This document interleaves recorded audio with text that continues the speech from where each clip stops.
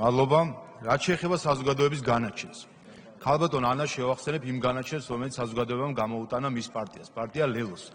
2020 წელს პარტია ლელო ამტკიცებდა, რომ მათ ქონათ 250,000 ხმა, უბრალოდ ხარდაჭერების ხელი მოაწერეს და მათ ოჯახის წევრებსაც ათვლიდნენ და 9 მილიონზე ადიოდნენ. ჯამში მიიღეს 60,000 2020 წელს.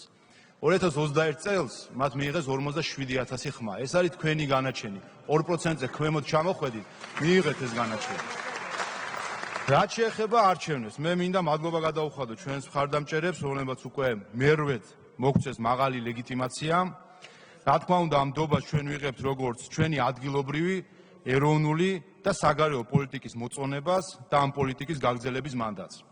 და რა თქმა უნდა, ამ მანდატით გაძლიერებული ჩვენ კვლავ ვიმეორებთ ჩვენს მიზანს, რომ მომდევნო 3 წლის განმავლობაში ჩვენი ქვეყანა მოამზადოთ ევროკავშირში წევრობის განაცხადის გაკეთებისთვის. რაც შეეხება თავად არჩევნებს.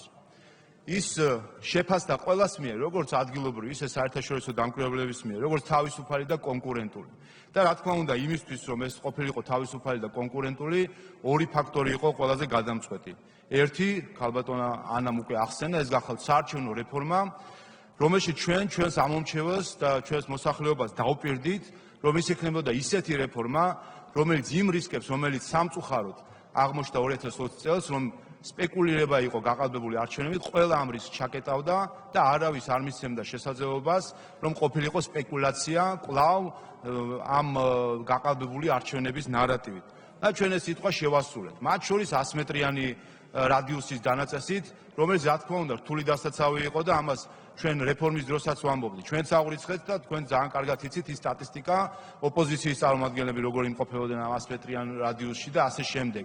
ამ კუთხით მინდა მე განსაკუთრებული მადლობა გადაუხადო შინაგან საქმეთა სამინისტროს, ვინაიდან ეს იყო მათთვის პირველი შემთხვევა, როდესაც 3600 უბანზე მეტ ლოკაციაში მათ უნდა ქონოდათ სათანადო რეაქცია და ვფიქრობ, რომ ჩვენ დავინახეთ, რომ სწორედ საერთაშორისო დამკვირვებლების მიერ ხაზგასმულმა უპრეცედენტოდ 7-დან ჩავლილმა საარჩევნო დღემ აჩვენა ის, რომ ეს 100 მეტრიანმა რადიუსმა იმუშავა.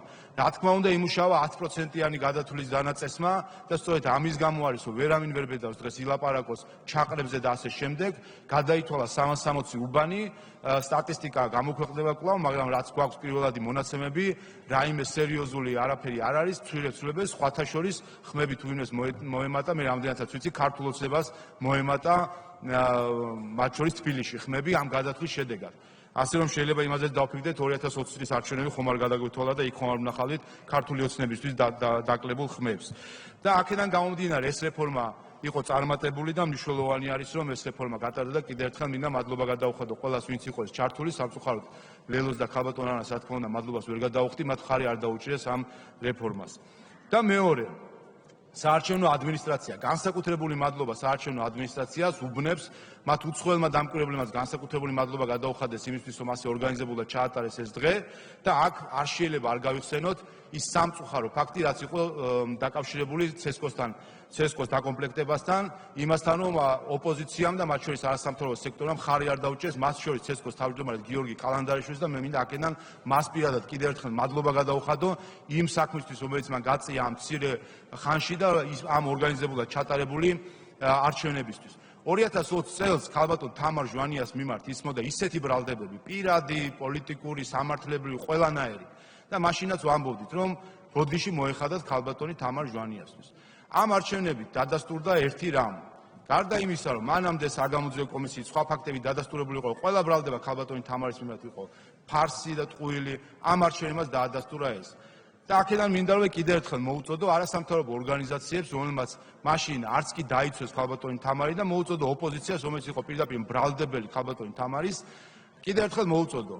ახლა მაინც ბოდიში მოუხადეთ ქალბატონ თამარ ჟვანიას და ახლა მაინც ბოდიში მოუხადეთ ბატონ გიორგი კალანდარიშვილს, რომელსაც თქვენ არ გამოუცხადეთ ნდობა.